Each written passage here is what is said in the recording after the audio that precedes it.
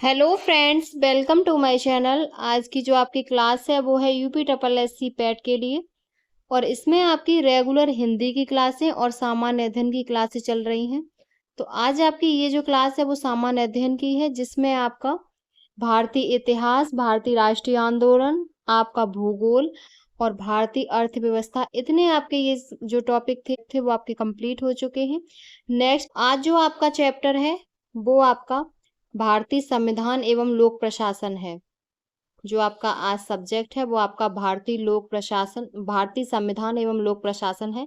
तो चलिए शुरू करते हैं आज की अपनी क्लास। ये है आपका भारतीय संविधान एवं लोक प्रशासन। सबसे पहले भारतीय संविधान, इसमें भारतीय संविधान की मुख्य विशेषताएं। इसमें आपके सभी प्रीवियस ईयर क्वेश्चन है, पीवाईक्यू, जो आपकी पिछली परीक्षाओं में यूपी ट्रिपल एससी ने पूछे। तो सबसे पहला क्वेश्चन है, भारतीय संविधान सभा द्वारा भारतीय संविधान को कब पारित किया गया था? तो ये 26 नवंबर 1949 में पारित किया गया था। बी ऑप्शन आपका करेक्ट है। भारतीय संसद प्रणाली की सरकार वाला एक प्रभुता संपन्न समाजवादी धर्मनिरपेक्ष और लोकतंत्रात्मक गणराज्य है। यह गणराज्य भारतीय संविधान द्वारा शासित है। भारतीय संविधान संविधान सभा द्वारा 26 नवंबर 1949 ईस्वी को पारित हुआ और 26 जनवरी 1950 ईस्वी को प्रभावी हुआ। बाबा साहेब अम्बेडकर को भारत का संविधान निर्माता कहा जाता है। ये संविधान मसौदा समिति के अध्यक्ष थे और 26 नवंबर 1949 को संविधान में कुल 395 अनुच्छेद, 8 अनुसूचियां तथा 22 भाग थे। प्रत्येक वर्ष 26 नवंबर को संविधान दिवस के रूप में मनाया जाता है। तो आपका इसमें बी ऑप्शन करेक्ट है। नेक्स्ट क्वेश्चन है, 1946 की अंतरिम सरकार में कार्यकारी परिषद के उपाध्यक्ष कौन थे? तो वो जवाहरलाल नेहरू थे। डी ऑप्शन करेक्ट है। भारत की अंतरिम सरकार का गठन 2 सितंबर 1946 को नवनिर्वाचित संविधान सभा द्वारा किया गया। कार्यकारी परिषद के उपाध्यक्ष पंडित जवाहरलाल नेहरू, गृह मामले, सूचना और प्रसारण मंत्री सरदार वल्लभ भाई पटेल और आपके रक्षा मंत्री बलदेव सिंह, श्रम मंत्री जगजीवन राम और रेलवे और परिवहन मंत्री आशफ अली थे। नेक्स्ट क्वेश्चन है, भारतीय संविधान कितने शब्दों का बना है? तो भारतीय संविधान विश्व का सबसे बड़ा लिखित संविधान है। यह लगभग 1,17,369 शब्दों से बना है। वर्तमान में 22 भाग, 450 से अधिक अनुच्छेद तथा 12 अनुसूचियां और मूल संविधान में 22 भाग और 395 अनुच्छेद तथा 8 अनुसूचियां थी। तो इसमें आपका कोई भी ऑप्शन सही नहीं है। नेक्स्ट क्वेश्चन है,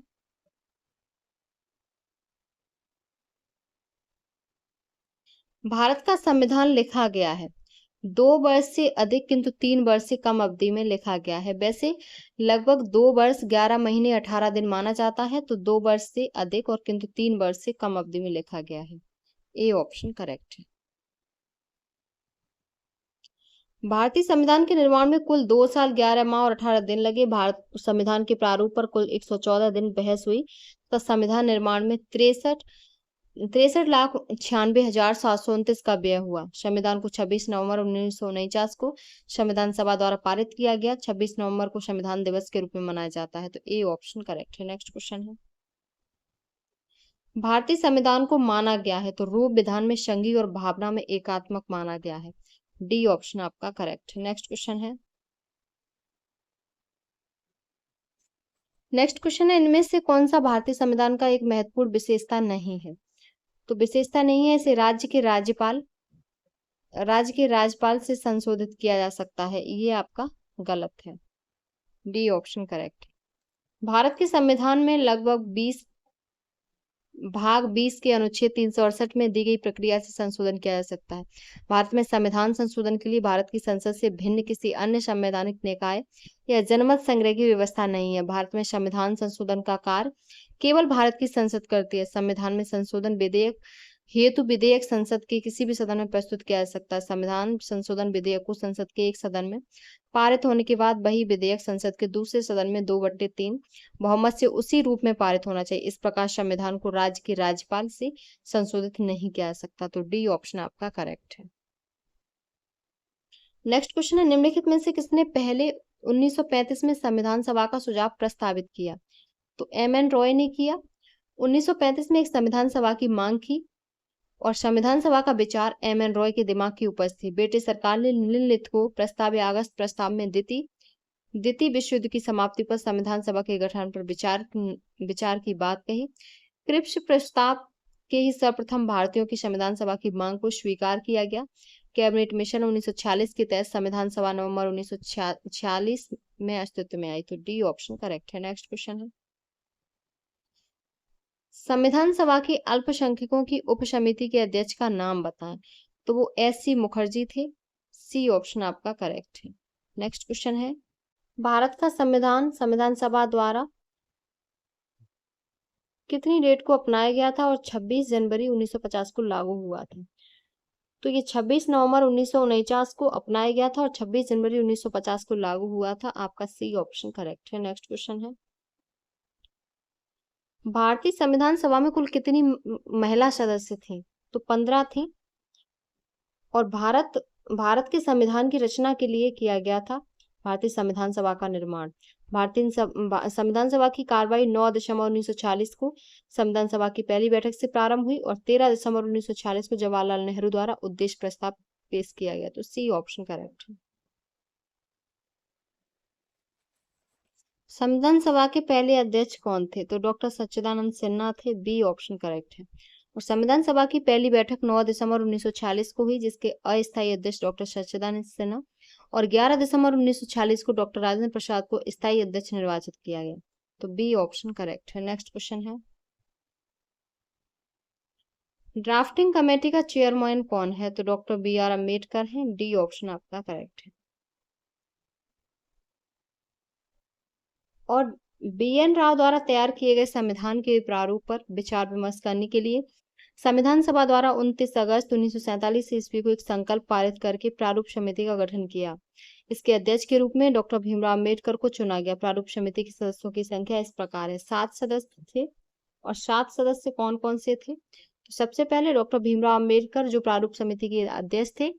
उसके बाद 6 एन गोपाल स्वामी अयंगर, अल्लादी कृष्ण स्वामी अय्यर, के.एम. मुंशी, सैयद मोहम्मद सादुल्ला, अगले एन माधवराव, फिर इनके स्थान पर बी.एल. मित्र के स्थान ये बी.एल. मित्र के स्थान पर आए एन माधवराव और डी.पी. खेतान। 1948 में इनकी मृत्यु के बाद टी.टी. कृष्णमाचारी। आपके ये 7 थे। नेक्स्ट क्वेश्चन है, राजनैतिक प्रजातंत्र का तात्पर्य उस जीवन विधा से है जो जीवन में सैद्धांतिक रूप से उदारता, समानता और भ्रातृत्व को स्वीकारती है। ये किसका कथन है। तो ये डॉक्टर बी.आर. अम्बेडकर का है। आपका ए ऑप्शन करेक्ट है। नेक्स्ट क्वेश्चन है, भारतीय संविधान अपने नागरिकों को किसकी समानता का वचन देता है। तो हैसियत और अवसर की समानता का वचन देता है। बी ऑप्शन आपका करेक्ट है। और भारतीय संविधान की प्रस्तावना में हैसियत और अवसर की समानता की बात जो की गई है वो भारतीय संविधान के भाग 3 में वर्णित मौलिक अधिकारों के अनुच्छेद 14 से 18 में लिखित है। यह अधिकार अमेरिका संविधान से लिया गया है। तो B option correct. Next question है, वर्ग 1 और वर्ग 2 का उचित मिलान कीजिए। तो इसमें है, सबसे पहले है प्रभुत्व संपन्न, तो लोगों को बाह्य एवं आंतरिक मामलों में निर्णय लेने का सर्वोच्च अधिकार है। दूसरा है प्रजातांत्रिक, लोगों को समान राजनीतिक अधिकार प्राप्त है। तीसरा है धर्मनिरपेक्ष, नागरिकों को किसी भी धर्म को अपनाने की पूर्ण स्वतंत्रता है। और अगला है भाईचारा, सभी को एक परिवार के सदस्य के रूप में रहना चाहिए। नेक्स्ट है क्वेश्चन,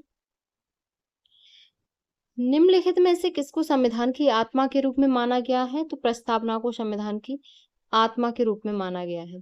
प्रस्तावना में प्रयुक्त शब्दावली हम भारत के लोग अमेरिका से ली गई है। तो आपका इसमें सी ऑप्शन करेक्ट है। अब है आपके क्वेश्चन राज्य के नीति निर्देशक सिद्धांत से। इसमें सबसे पहले है कि अंतर्राष्ट्रीय शांति और सुरक्षा को बढ़ावा देने से संबंधित प्रावधान भारतीय संविधान के निम्नलिखित में से किसके भाग के रूप में उल्लिखित है। तो राज्य के नीति निर्देशक सिद्धांत के रूप में उल्लिखित है। बी ऑप्शन आपका करेक्ट है। और संविधान में राजनीति निर्देशक सिद्धांत का वर्णन भाग 4 में अनुच्छेद 36 से 51 तक किया गया। यह आयरलैंड के संविधान से लिया गया है। तो बी ऑप्शन करेक्ट है। नेक्स्ट क्वेश्चन है, भारत के संविधान का निम्नलिखित में से कौन सा अनुच्छेद ग्राम पंचायतों से संबंधित है। तो अनुच्छेद 40। ए ऑप्शन करेक्ट है। संविधान के भाग 9 के अंतर्गत अनुच्छेद 243 से 243 ड के तहत पंचायत से संबंधित प्रावधान उल्लिखित है। तो ए ऑप्शन करेक्ट है। नेक्स्ट क्वेश्चन है, निम्नलिखित में से कौन सा एक राज्य का नीति निर्देशक सिद्धांत संविधान के बाद में जोड़ा गया है? तो मुफ्त कानूनी सलाह। आपका सी ऑप्शन करेक्ट है। 42वां संविधान संशोधन अधिनियम 1976 की द्वारा राज्य के नीति निर्देशक तत्वों में निम्न बातें जोड़ी गई। 39 का मुक्त कानूनी सहायता, अनुच्छेद 48 का में वन एवं वन्य जीवों की सुरक्षा और अनुच्छेद 43 का में प्रबंधन में मजदूरों की भागीदारी है। तो सी ऑप्शन आपका करेक्ट है। नेक्स्ट क्वेश्चन है, समान कार्य के लिए समान वेतन भारत के संविधान के सुनिश्चित किया गया है एक राज्य के नीति निर्देशक सिद्धांतों का अंग है ये। तो आपका इसमें बी ऑप्शन करेक्ट है। नेक्स्ट क्वेश्चन है, भारत के संविधान में कल्याणकारी राज्य का आदर्श किसमें प्रतिष्ठापित है? तो वो राज्य के नीति निर्देशक तत्व में है। आपका इसमें बी ऑप्शन करेक्ट है।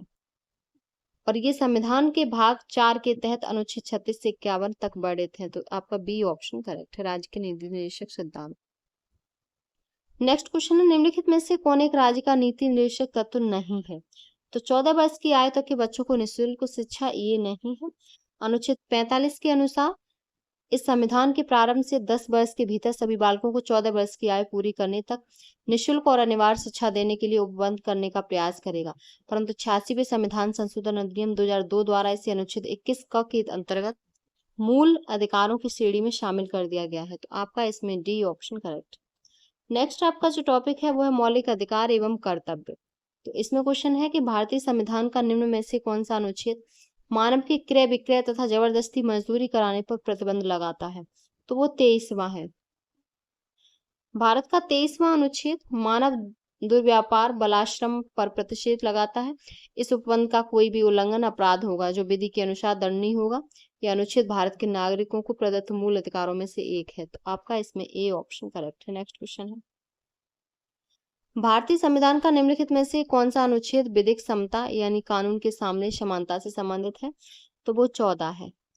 इसके अंतर्गत राज्य भारत के राय क्षेत्र में किसी व्यक्ति की विधि के समक्ष क्षमता से या विधियों के समान संरक्षण से वंचित नहीं करेगा। ए ऑप्शन आपका करेक्ट है। नेक्स्ट क्वेश्चन है,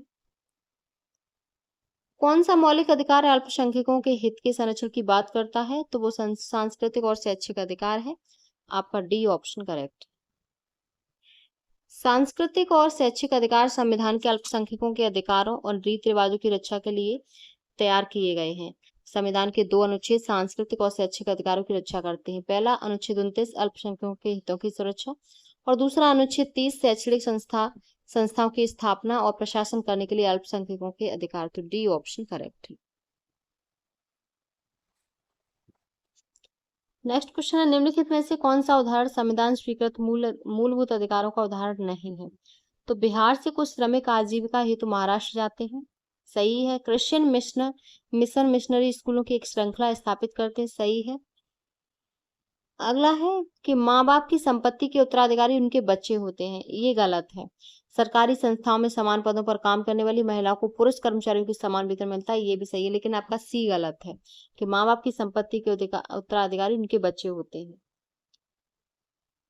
ये क्वेश्चन, ये आपका विकल्प सही नहीं है। तो आपका इसमें सी, ये मौलिक अधिकार नहीं है। तो C option correct. Next question है, मौलिक अधिकारों को लागू करने के लिए संविधान ने किसे विशेष उत्तरदायित्व सौंपा है? तो उच्चतम न्यायालय को सौंपा है। ए ऑप्शन आपका करेक्ट है।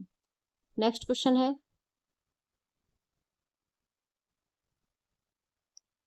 संवैधानिक उपचारों का अधिकार के तहत आता है? तो ये मौलिक अधिकार के तहत आता है। ए ऑप्शन करेक्ट है। संवैधानिक उपचारों का अधिकार मौलिक अधिकार के तहत आता है। इसके अंतर्गत मौलिक अधिकारों को प्रवर्तित कराने का अधिकार उच्चतम न्यायालय को है। मौलिक अधिकारों का उल्लंघन होने पर अनुच्छेद 32 के अंतर्गत उच्चतम न्यायालय द्वारा रिट जारी की जा सकती है। ये रिटें 5 प्रकार की होती हैं: बंदी प्रत्यक्षीकरण, परमादेश, अधिकार परीक्षा और प्रतिषेध और उत्प्रेषण। तो ए ऑप्शन आपका करेक्ट। नेक्स्ट क्वेश्चन है, 42वें संविधान संशोधन के माध्यम से भारतीय संविधान में कितने मौलिक कर्तव्य सम्मिलित किए गए हैं? तो 10 किए गए। वर्तमान में 11 मौलिक कर्तव्य हैं। तो आपका इसमें सी ऑप्शन करेक्ट है। नेक्स्ट क्वेश्चन है, 30 मार्च 2019 तक उपलब्ध जानकारी के अनुसार भारतीय संविधान में कितने मौलिक कर्तव्य हैं? तो वो आपके 11 मौलिक कर्तव्य हैं, डी ऑप्शन करेक्ट है। मूल कर्तव्य को वर्ष 1976 में सरकार द्वारा गठित स्वर्ण सिंह समिति की सिफारिश पर 42वें संविधान संशोधन द्वारा भाग 4 क के अनुच्छेद 51 क में जोड़ा गया। मूल रूप से संविधान के मूल कर्तव्यों की संख्या 10 थी, परंतु वर्ष 2002 में 86वें संविधान संशोधन द्वारा 11 हो गई, जिसमें प्रत्येक माता पिता अपने 6 से 14 वर्ष तक के बच्चों को शिक्षा का अवसर प्रदान करेंगे। तो डी ऑप्शन करेक्ट है। नेक्स्ट क्वेश्चन है, मौलिक कर्तव्यों से संबंधित अनुच्छेद 51A को संविधान में द्वारा शामिल किया गया था, तो वो 42वां संविधान संशोधन द्वारा शामिल किया गया था। ए ऑप्शन आपका करेक्ट है।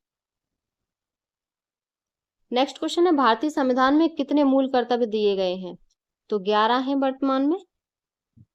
संविधान में 11 मूल कर्तव्य, प्रारंभ में इनकी संख्या 10 थी। 11वें मूल कर्तव्य को 86वें संविधान संशोधन 2002 के तहत जोड़ा गया है, तो सी ऑप्शन करेक्ट है। नेक्स्ट क्वेश्चन है, निम्नलिखित में से कौन सी समिति ने मूल कर्तव्यों को संविधान में सम्मिलित करने का सुझाव दिया है?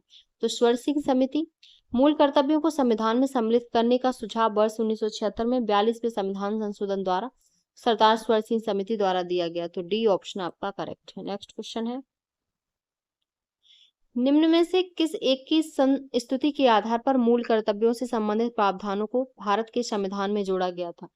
तो स्वर्ण सिंह समिति की संस्तुति के आधार पर जोड़ा गया था, आपका बी ऑप्शन करेक्ट है।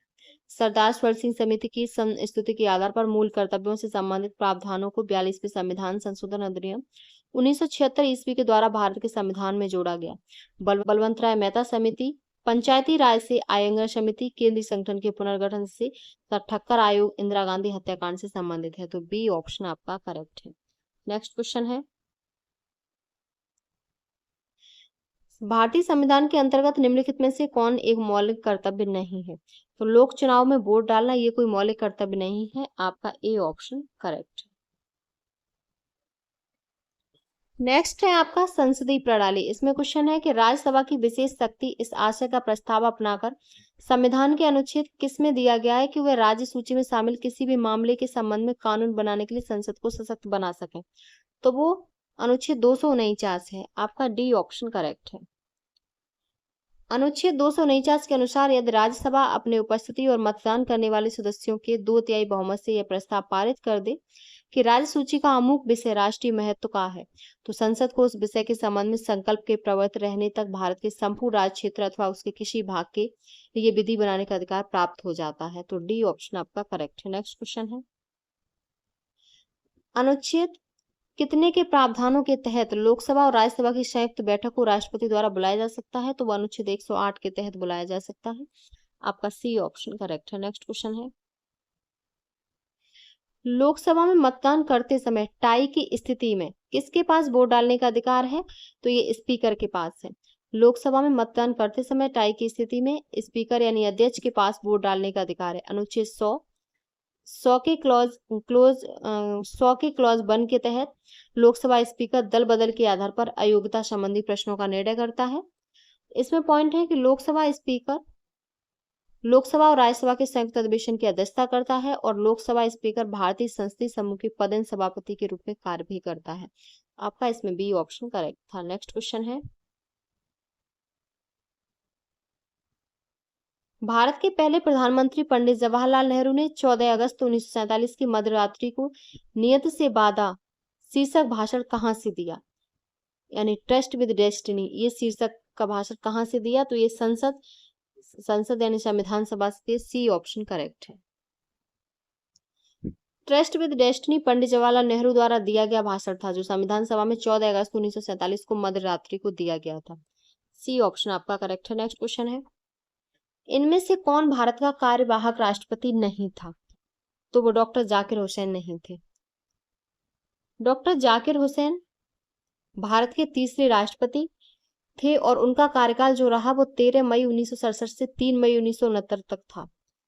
और अन्य थे जो कार्यवाहक राष्ट्रपति वो हैं बीवी गिरी, 3 मई इनका कार्यकाल 3 मई 1969 से 20 जुलाई 1969 तक रहे और यह भारत के चौथे राष्ट्रपति बने जिनका कार्यकाल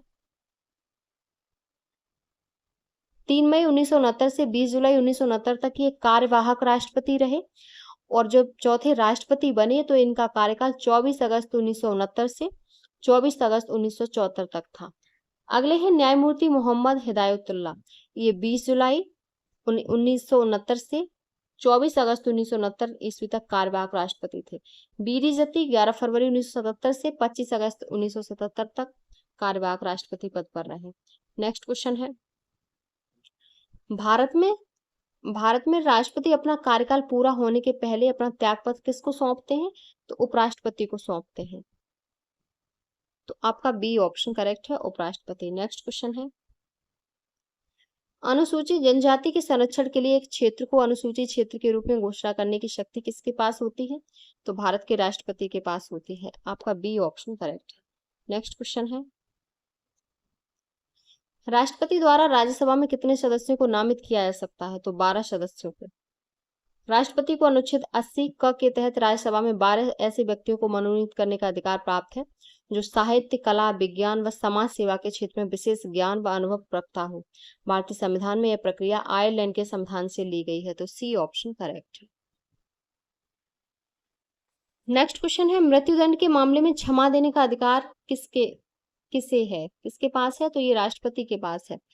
अनुच्छेद 72 में राष्ट्रपति की क्षमादान की शक्ति को स्पष्ट किया गया है। राष्ट्रपति किसी सिद्ध दोष ठहराए गए व्यक्ति के दंड को क्षमा कर सकता है, काम कर सकता है, स्थगित कर सकता है। राष्ट्रपति मृत्युदंड को पूरी तरह से क्षमा कर सकता है। तो बी ऑप्शन करेक्ट है। नेक्स्ट क्वेश्चन है, नीलम संजीव रेड्डी भारत के कौन से भी राष्ट्रपति थे? तो वो 6वें राष्ट्रपति थे। बी ऑप्शन करेक्ट है। और इनका कार्यकाल 25 जुलाई 1977 से 25 जुलाई 1982 ईस्वी तक रहा। सन 1977 के आम चुनाव में जब इंदिरा गांधी की पराजय हुई तो उस समय नव गठित राजनीतिक दल जनता पार्टी ने इनको राष्ट्रपति का प्रत्याशी बनाया। ये भारत के पहले गैर कांग्रेसी राष्ट्रपति थे। तो बी ऑप्शन करेक्ट है। नेक्स्ट क्वेश्चन है, भारत के राष्ट्रपति द्वारा चरित्र को बदले बिना सजा की मात्रा को कम करना किसको कहा जाता है? तो ये क्षमादान को कहा जाता है। सी ऑप्शन आपका करेक्ट है। नेक्स्ट क्वेश्चन है, श्री रामनाथ कोविंद भारत के कौन से वे राष्ट्रपति थे? तो ये 14वें राष्ट्रपति थे। आपका ये क्वेश्चन आपका 2018 का है। तो ये वर्तमान में उस टाइम जो थे वो रामनाथ कोविंद थे भारत के राष्ट्रपति। तो आपका इसमें बी ऑप्शन करेक्ट है। और भारत के 13वें राष्ट्रपति प्रणब मुखर्जी थे और श्रीमती प्रतिभा देवी सिंह पाटिल भारत की 12वीं तथा देश की प्रथम महिला राष्ट्रपति थी। तो बी ऑप्शन करेक्ट है। नेक्स्ट क्वेश्चन है, रामनाथ कोविंद को वर्ष 2017 में भारत के कौन से भी राष्ट्रपति के रूप में चुना गया? तो 14वें राष्ट्रपति के रूप में चुना गया। नेक्स्ट क्वेश्चन है, भारत के राष्ट्रपति का कार्यकाल कितने वर्ष का होता है? तो 5 वर्ष का होता है। सी ऑप्शन आपका करेक्ट है। नेक्स्ट क्वेश्चन है, पहला है राष्ट्रपति, उपराष्ट्रपति, तीसरा है राज्यसभा के सभी सदस्य। उपरोक्त में से कौन आनुपातिक प्रतिनिधित्व प्रणाली के नियमानुसार एकल संक्रमणी के मत के माध्यम से गुप्त मत द्वारा किए गए मतदान से चुना जाता है? तो वो केवल राष्ट्रपति और उपराष्ट्रपति चुना जाता है। आपका इसमें A option correct. Next question है, भारत का निम्नलिखित में से कौन सा राष्ट्रपति निर्विरोध निर्वाचित हुआ? तो वो नीलम संजीव रेड्डी थे। 26 मार्च 1977 को नीलम संजीव रेड्डी को सर्वसम्मति से लोकसभा का स्पीकर चुना गया, लेकिन 13 जुलाई 1977 को इन्होंने पद छोड़ दिया क्योंकि राष्ट्रीय जनता दल पार्टी की तरफ से राष्ट्रपति पद के लिए इनका नामांकन किया गया था। राष्ट्रपति पद के लिए कुल 21 नामांकन पत्र दाखिल किए गए, जिनमें से कुछ उम्मीदवार को आवश्यक संख्या में विधायकों का समर्थन नहीं था या उम्मीदवारों ने 15,000 रुपए की जमानत राशि जमा नहीं कराई थी। 21 जुलाई 1977 को चुनाव अधिकारी ने प्रेस को सूचित किया कि नीलम संजीव रेड्डी निर्विरोध चुनाव जीत गए। इस घोषणा के पश्चात नीलम संजीव रेड्डी ने लोकसभा की सदस्यता से त्यागपत्र दिया और भारत के 6वें राष्ट्रपति के रूप में पद ग्रहण किया। तो आपका इसमें जो ऑप्शन सही है वो सी ऑप्शन करेक्ट है। नेक्स्ट क्वेश्चन है, किस भारतीय राष्ट्रपति ने आयरिश स्वतंत्रता संग्राम में भाग लिया और इसके लिए जेल भी गए?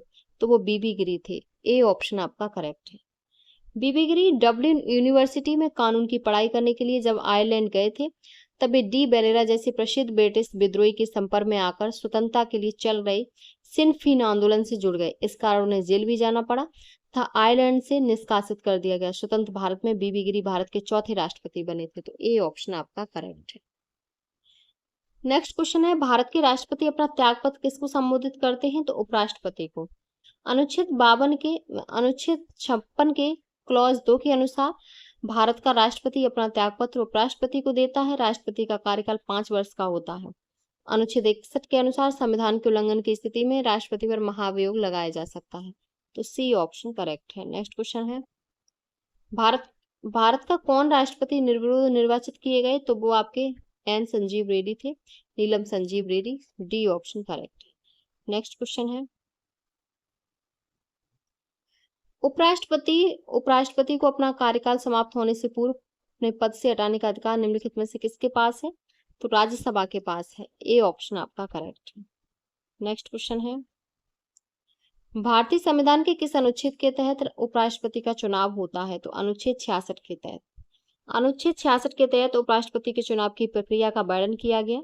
उपराष्ट्रपति राज्यसभा का पदेन सभापति होता है और वर्तमान में जो उपराष्ट्रपति हैं वो सीपी राधाकृष्णन हैं, जो 15वें राष्ट्रपति हैं भारत के। और ये क्वेश्चन आपका 2018 का है। तो वर्तमान में जो आज के समय वो सीपी राधाकृष्णन है। और वर्तमान में उपराष्ट्रपति का जो वेतन होता है वो 4 लाख रुपए होता है। तो आपका सी ऑप्शन करेक्ट है। नेक्स्ट क्वेश्चन है, भारत के प्रथम उपराष्ट्रपति कौन थे? तो वो डॉक्टर एस राधाकृष्णन थे। भारत के डॉक्टर एस राधाकृष्णन प्रथम उपराष्ट्रपति तथा डॉक्टर राजेंद्र प्रसाद प्रथम राष्ट्रपति थे। डॉक्टर जाकिर हुसैन भारत के तीसरे राष्ट्रपति, डॉक्टर बीबी गिरी भारत के चौथे राष्ट्रपति और श्री बीजी जत्ती भारत के 5वें उपराष्ट्रपति एवं भारत के कार्यवाहक राष्ट्रपति थे। तो बी ऑप्शन करेक्ट है। नेक्स्ट क्वेश्चन है, राज्यसभा में मनोनीत सदस्यों की कुल संख्या क्या है? तो 12 है। डी ऑप्शन करेक्ट है। भारत में राज्यसभा संसद का उच्च सदन है। राज्यसभा में सदस्यों की अधिकतम संख्या 250 हो सकती है। वर्तमान में राज्यसभा सदस्यों की संख्या 245 है। इनमें से 12 सदस्य भारत के राष्ट्रपति द्वारा मनोनीत किए जाते हैं। राज्यसभा की सदस्यता के लिए न्यूनतम उम्र सीमा 30 वर्ष होती है। राज्यसभा संसद का एक स्थायी सदन है जो कि कभी भी भंग नहीं होती और इसके सदस्यों का कार्यकाल 6 वर्ष का होता है। इसके 1/3 सदस्य प्रति 2 वर्ष बाद सेवानिवृत्त हो जाते हैं। नेक्स्ट क्वेश्चन है, प्रत्येक 2 वर्ष बाद राज्यसभा के कितने सदस्यगण सेवानिवृत्त हो जाते हैं? तो 1/3। सी ऑप्शन करेक्ट है। नेक्स्ट क्वेश्चन है, राज्यसभा के पदेन अध्यक्ष कौन होते हैं? तो पदेन अध्यक्ष उपराष्ट्रपति होते हैं। अनुच्छेद 63 के अनुसार भारत का एक उपराष्ट्रपति होगा।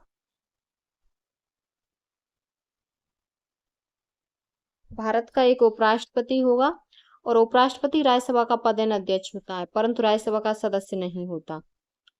उपराष्ट्रपति को मत देने का अधिकार नहीं होता, किंतु सभापति के रूप में निर्णायक मत देने का अधिकार प्राप्त है। तो आपका इसमें जो ऑप्शन सही है वो आपका बी ऑप्शन करेक्ट है, उपराष्ट्रपति। नेक्स्ट क्वेश्चन है,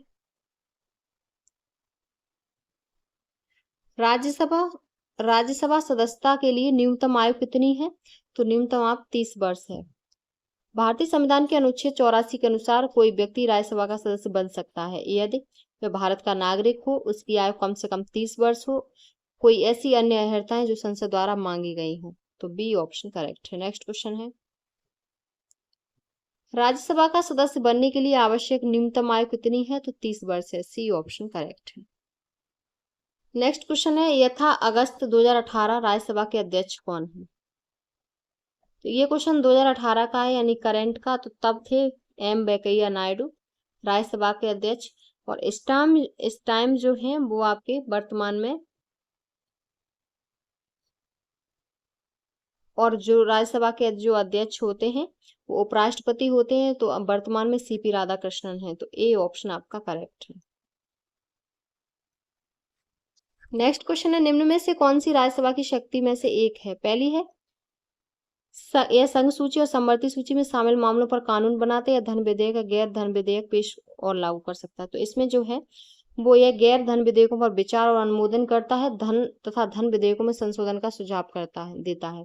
तो सी ऑप्शन करेक्ट है। भारतीय संसद का उच्च सदन राज्यसभा को कहा जाता है। राज्यसभा को कुछ मामलों में लोकसभा के समान शक्तियां प्राप्त हैं, तो कुछ मामले में विशेषतः वित्तीय क्षेत्र में लोकसभा से कम शक्तियां प्राप्त हैं।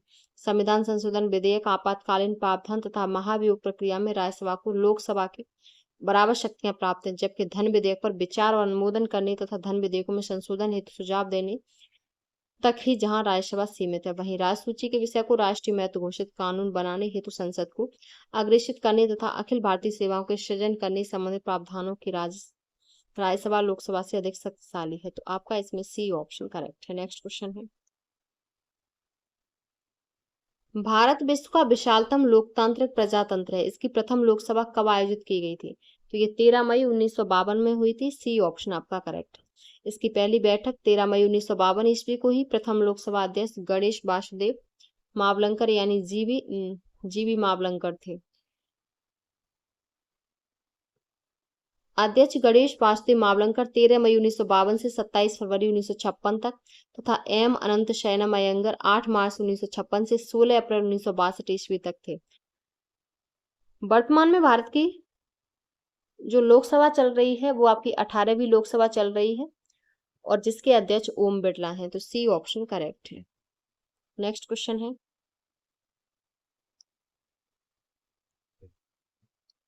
लोकसभा की सदस्यता के लिए उम्मीदवारों की न्यूनतम आयु क्या निर्धारित की गई है? तो ये जो निर्धारित की गई है वो आपकी 25 वर्ष है। बी ऑप्शन करेक्ट है। भारतीय संविधान के अनुच्छेद 84 के अनुसार लोकसभा की सदस्यता के लिए उम्मीदवारों की न्यूनतम आयु 25 वर्ष से कम नहीं होनी चाहिए। बी ऑप्शन करेक्ट है। नेक्स्ट क्वेश्चन है, निम्नलिखित में से कौन सा संसद का कार्य नहीं है? तो संसद विधायी और वित्तीय कार्य करती है, इसके अलावा यह कार्यकारी को भी नियंत्रित करती है और इसकी जवाबदेही सुनिश्चित करती है। दूसरी है, संसद कुछ चुनावी कार्य करती है क्योंकि यह भारत के राष्ट्रपति और उपराष्ट्रपति का चुनाव करती है। तीसरा है कि संसद में संविधान में परिवर्तनों पर चर्चा करने और लागू करने का अधिकार है। और चौथा है कि संसद के पास कोई न्यायिक कार्य नहीं, राष्ट्रपति, उपराष्ट्रपति और सुप्रीम कोर्ट उच्च न्यायालय के न्यायाधीशों को हटाने के लिए मंत्रियों की परिषद जिम्मेदार है। तो आपका इसमें यही सही नहीं है, यही कार्य नहीं करती संसद। डी ऑप्शन करेक्ट है। नेक्स्ट क्वेश्चन है, लोकसभा या विधानसभा चुनाव में खड़े होने के लिए उम्मीदवार की आयु कम से कम कितनी वर्ष होनी चाहिए? तो कम से कम 25 वर्ष होनी चाहिए। सी ऑप्शन करेक्ट है। अगला है क्वेश्चन, लोकसभा चुनावों के लिए उम्मीदवार बनने की न्यूनतम आयु कितनी है? तो वो आपकी 25 वर्ष है। B option correct. Next question है, लोकसभा में शून्यकाल की अवधि अधिक से अधिक कितनी हो सकती है? तो 1 घंटा। शून्यकाल शब्दावली का सर्वप्रथम प्रयोग प्रेस द्वारा सन 1962 में किया गया। संस्कृत भाषा में इसका अर्थ प्रश्नकाल के बाद 1 घंटे की अवधि से है। शून्यकाल के दौरान लोकहित के विषय में अत्यावश्यक प्रश्न पूछे जाते हैं जिनके लिए पूर्व सूचना नहीं दी जाती। तो बी ऑप्शन करेक्ट है। ये आपके क्वेश्चन जो भारतीय संविधान और लोक प्रशासन है उससे संबंधित आपके कुछ टॉपिक कंप्लीट हो गए। ये आपकी क्लास है यूपीएससी पैट के लिए इम्पोर्टेंट है। इस चैप्टर में आपके भारतीय संविधान और लोकसभा प्रशासन में जो आपके क्वेश्चन बचे हुए हैं वो आपके नेक्स्ट क्लास में कंप्लीट होंगे। ये सभी क्लास ही यूपीएससी पैट के लिए मोस्ट इम्पोर्टेंट है। तो अगर आपको हमारी क्लास अच्छी लगी हो तो प्लीज चैनल को like, subscribe, share and comment करें।